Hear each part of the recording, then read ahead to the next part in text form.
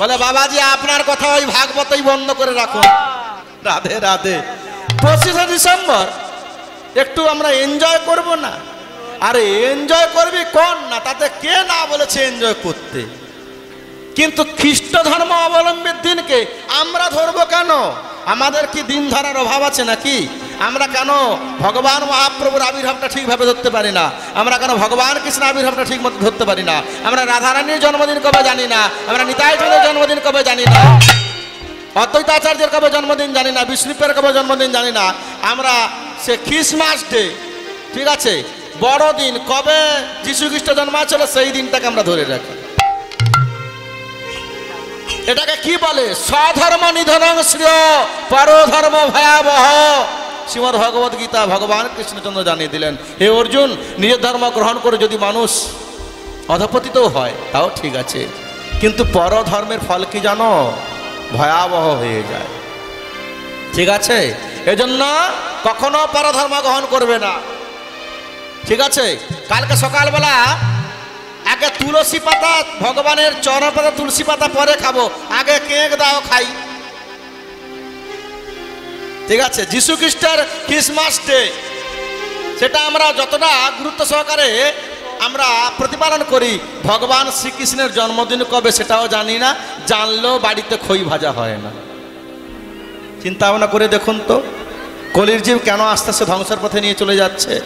এই জন্য কালকে এই যে ভাগবত যেগুলো বললাম না, জীবে দয়া, বলে কালকে আমরা সব জীবকে দয়া করে দেব। ঠিক আছে, কোনো চিন্তা নাই। রাস্তায় রাস্তায়, মোড়ে মোড়ে, ঘরে ঘরে, কাতারে কাতারে কালকে কত প্রাণীবধ হবে চিন্তা ভাবনা করে রাখবেন। কিন্তু একটা কথা মনে রাখবেন, একটা পশু যদি পৃথিবী থেকে চলে যায়, সেই পশুবধের পাপ সমান 10 জনকে তার ভাগিদার হতে হয়। ওই পশুর দেহে যত লোম থাকে তত হাজার বছর ওই পাপী পচয়ে নরকে। একটা পশুর দেহে কত লোম থাকে জানো তো? ওই লোম যতগুলো থাকে তত হাজার বছর ওই পাপীগুলো নরকে পচে পচে মরে। এই জন্য খুব সাবধান। ঠিক আছে, খ্রিসমাস ডে প্রতিপালন করুন, বাড়িতে কেক বানান, ভগবানকে নিবেদন করুন।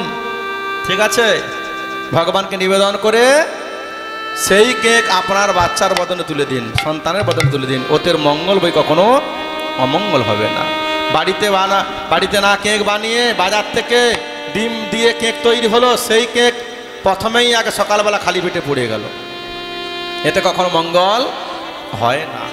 ভগবানের কথা কালকে সুন্দর করে উদযাপন করো, সকলে মিলে যেমন ফিস্টি করছে তোমরাও ফিস্টি করো।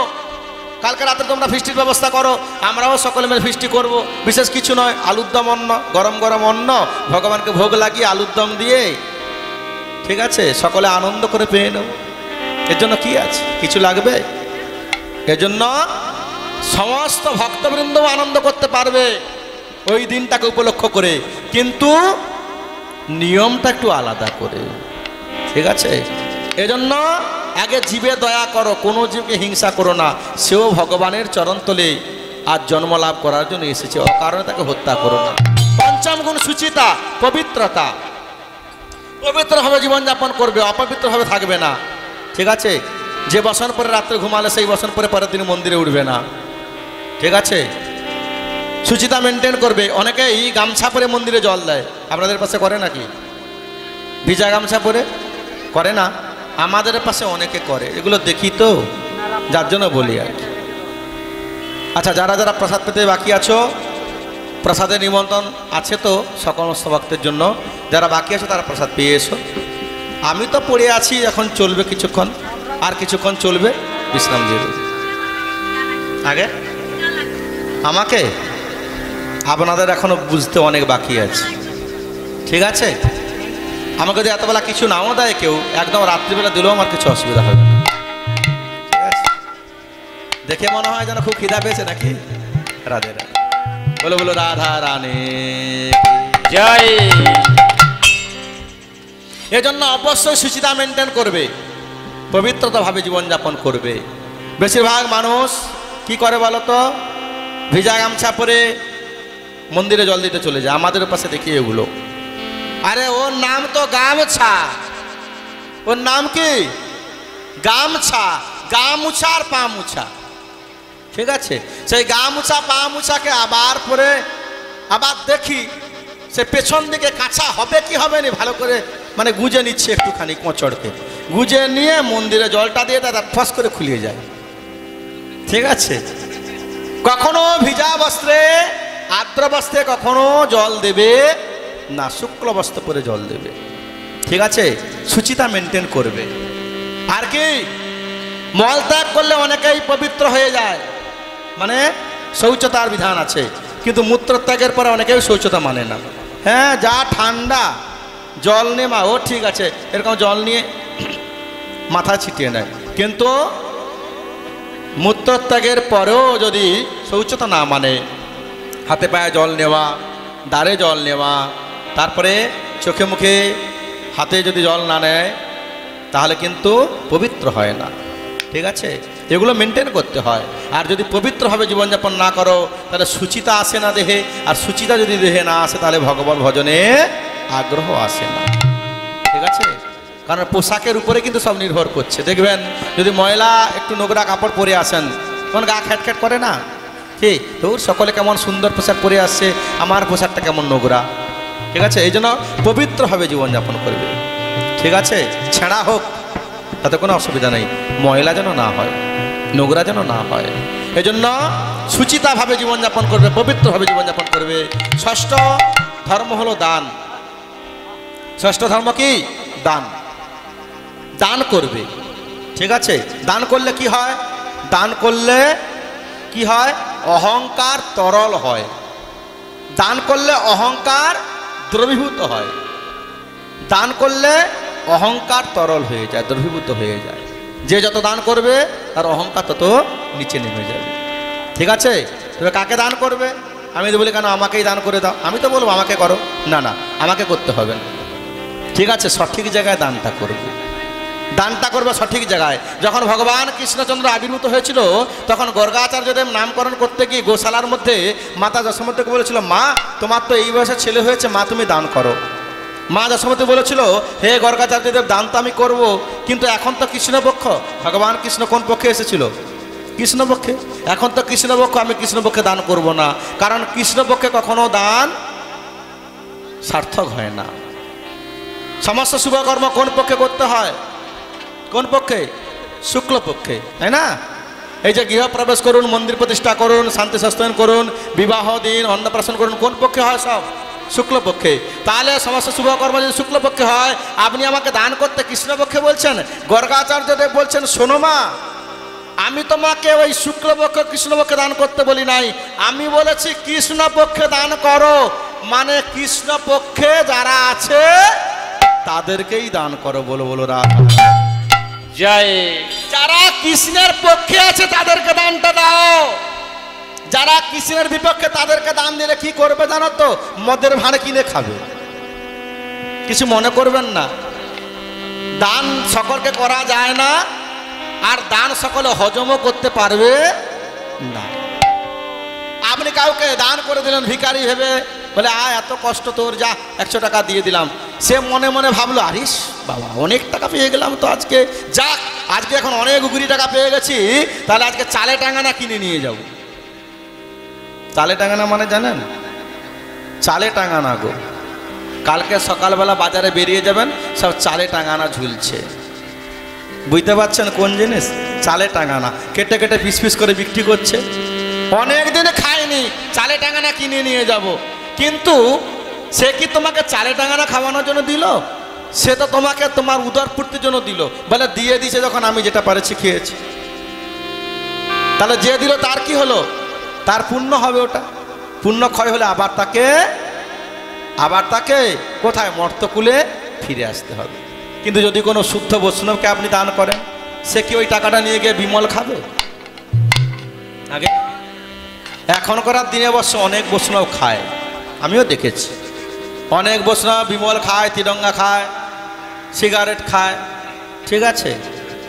এই যে এখানে যখন আমি এলাম তখন একজন গিয়ে বলল, একজন বাবা এখানের মানে অনুষ্ঠান পরিচালক কর্তা উনি গিয়ে বললেন, বাবা সিগারেট টিগারেট কিছু লাগবে কি? না বাবা ওগুলো লাগে না আমাদের। ঠিক আছে, উনি বললেন কেন? ওনার এই সাহসটা এসেছে কেন? নিশ্চয়ই কেউ খায়। যদি কেউ না খেত তাহলে কিন্তু ওনার এই কথাটা বলার সাহস হতো না। এখানে তাহলে যারা এসেছে তাদের মধ্যে কেউ না কেউ খেয়েছে, তা নাহলে আমাদেরকে বলবে কেন বাবা সিগারেটের প্যাকেট লাগবে? আমি না। তাহলে চা? না, চা বিড়ি সিগারেট খৈনি জর্দা তিরঙ্গা এগুলো আমাদের কিছু লাগে না। সত্যিকার কথা বলতে যারা বৈষ্ণব হয়, যারা ভক্ত হয়, তাদের কিন্তু কোনো নেশা থাকে না। নেশা ত্যাগ করবে তবে তো বৈষ্ণব হবে। বলে কোনো নেশা নাই, আছে শুধু একটা নেশা, তারা শুধু ভক্ত সঙ্গ করবে আর হরিনাম করবে। বলে বলে রাধা রানী, তারা শুধু ভক্ত সঙ্গ করবে আর হরিনাম করবে আর মধুর কণ্ঠে হরিনাম কীর্তন করবে। বলে বলে রাধা রানী কি, বলে বলে ভক্তবৎসল ভগবান কি জয়। এবার সপ্তম হলো যোগ। যোগ সাধনা করবে। অনেকেই যোগ সাধনাটা অনেকেই বুঝতে পারে না, বলে যোগ মানে কি? আমি তো আহ্নিক করি। ঠিক আছে, আহ্নিক করাকে যোগ বলে না। যোগ হলো একটা আলাদা ব্যাপার। যোগ কি জানো তো? একটা কেন্দ্রবিন্দুর মধ্যে মনটাকে সংযুক্ত করে রাখা। যখন আহ্নিক করতে বসবে, খুব মন দিয়ে শুনবে, যখন সন্ধ্যাবেলা বা সকালে যখন আহ্নিক করতে বসবে, তখন কিন্তু আগে একটা তোমার দৃষ্টিকে একটা জায়গায় নিবদ্ধ করবে, একটা কেন্দ্রের মধ্যে তোমার দৃষ্টিটাকে নিয়ে যাবে। ঠিক আছে, আর যখন দেখবে ওই কেন্দ্রের মধ্যেই তোমার মনটা নিবদ্ধ হয়ে গেছে, তখন আর ওই কেন্দ্রটা তোমার চোখে আসবে না, তখন দেখবে তোমার আরাধ্য দেবতা ওখানে দাঁড়িয়ে আছে। বলে বলো রাধা রানী কি জয়। যখন তোমার আরাধ্য দেবতাকে ওই কেন্দ্রের মধ্যে দর্শন করবে, তখনই তুমি আহ্নিক শুরু করবে। আর তা নাহলে আমরা বিশেষ করে, মানে আমরা বলতে এটা একটা মুদ্রা রোগ। আমি তো করি, আপনাদের কথাও এসে যায় না, আমি করি, আমার কথাই বলি। আমি কি করি জানো তো? আহ্নিক করতে গেলে তাড়াতাড়ি করে হাত পা ধুয়ে আর বসে গেলাম, আসন নিয়ে বসে গেলাম, বসে গিয়ে মাথায় কাপড় টাপড় চাপা দিয়ে মন্ত্র স্মরণ শুরু করে দিই। একে আহ্নিক বলে না। আহ্নিক তো করছো, ভগবানকে তো নাম, ভগবানের নাম তো তুমি স্মরণ করবে, তার আগে ভগবানের কাছে আগে মনটাকে নিয়ে যাও। এই যে হরিনাম সংকীর্তন কেন ভাগবতের আগে করা হয়? ভাগবতের আগে হরিনাম কেন করতে হয়? কিছু করার বিধান নাই, শুধুমাত্র মনটাকে ভগবানের কাছে নিয়ে যাওয়ার জন্য।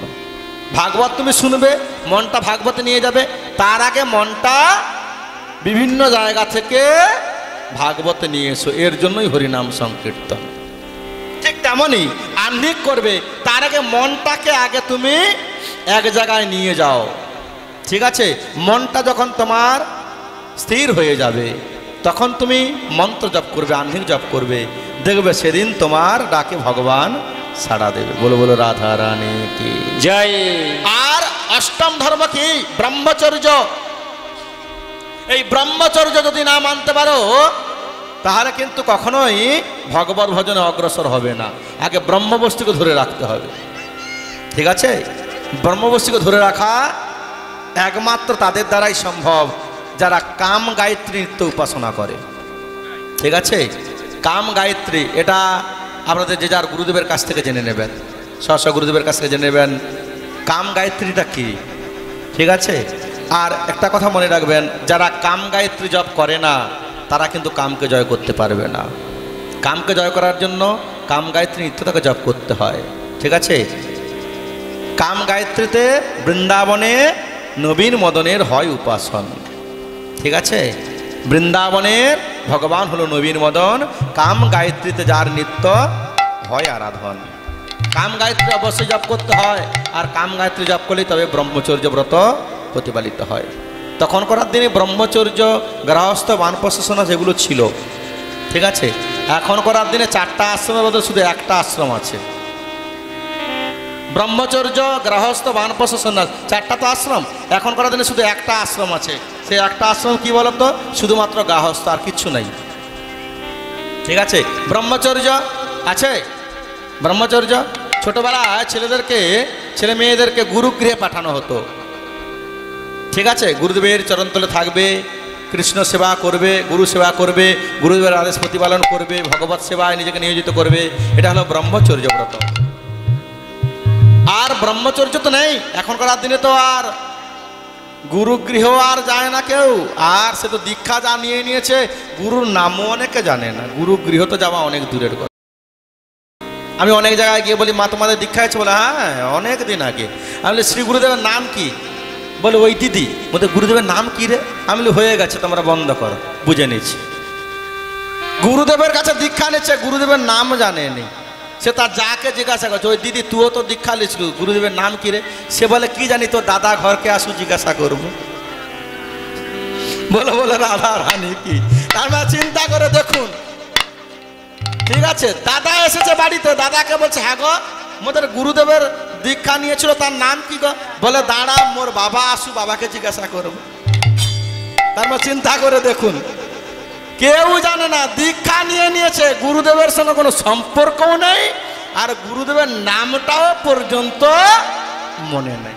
যদি জিজ্ঞাসা করি, মা গো তোমার সংকল্প তো করতে হবে যে কোনো শুভ কাজের আগে, তাহলে সংকল্প করবে, সংকল্প করতে হলে কোন তিলক করাবো, তুমি কোন পরিবারের আশ্রিত? বলে কি জানি। আরে তিলক কিরকম? বলে কি জানি।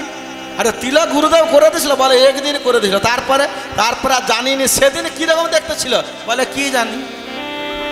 তার মানে চিন্তা ভাবনা করে দেখুন, তিলক করেছে, তিলকের স্বরূপ জানে না, কোন পরিবারে আশ্রয়, শ্রী গুরুদেবের নাম কি, গুরুদেবের বাড়ি কোথায় সেটাও জানে না।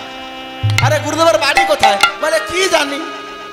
আরে কি জানে কি, গুরুদেবের সঙ্গে কোনো সম্পর্ক নেই। বলে একদিন দীক্ষা দিয়ে পালিয়ে গেছে, তারপর আর আসেওনি। আরে তোমরা, গুরুদেব না হয় আসেনি, তোমরা?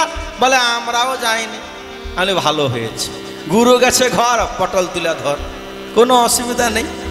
গুরুদেব চলে গেছে, গুরুদেব আর আসেনি, আসবে কি করে?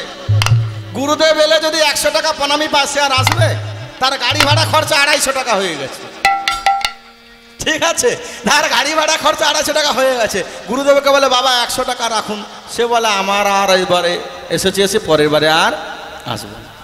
এজন্য গুরুও যেমন অর্থলোভী গুরু, আর শিষ্য মনে মনে ভাবছে যত গুরু নাই আসবে তত মোর মঙ্গল, মোর ঘরের টাকা ঘরে থাকবে। বলো রাধা রানী কি? এজন্য যেমন গুরুর তেমন চালা, ঠিক আছে, জয়সা গুরুর তৈসা চালা। এজন্য ব্রহ্মচর্য নাই কলিযুগে, গুরু গৃহে থাকতো নাই। গৃহস্থটা আছে, গৃহস্থ মানে কি? গুরুদেবের অনুমতি নিয়ে কি যৌন জীবনযাপন করে, এটা আছে। তারপর বানপ্রস্থ, বলে কেন বানপ্রস্থতা আছে? বানপ্রস্থ কি? ছেলের হাতে দায়িত্ব দিয়ে, সংসারের দায়িত্ব দিয়ে বাবা অগ্রসর এই আস্তে আস্তে কি করবে, পরিবার থেকে নিজেকে সরিয়ে নেবে, সমাজ মানে সংসার থেকে নিজেকে দূরে সরিয়ে রাখবে।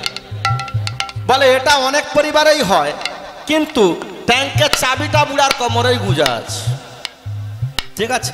সে বেটা বৃন্দাবনে গেছে, সে দলিলখানা নিয়ে যেতে ভুলে নাই, সেখান থেকে ফোন করছে, হ্যাঁ গো মালতীর মা, বড় বৌমার কোমরের ব্যথা ভালো হয়েছে?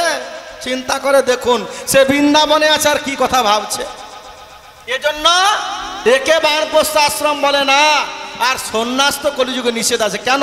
কারণ ব্রহ্মচর্যই যেখানে নাই সেখানে সন্ন্যাস আর থাকবে কেমন? সন্ন্যাসকে ধরে রাখতে হলে আগে ব্রহ্মচর্যের প্রয়োজন, ঠিক আছে।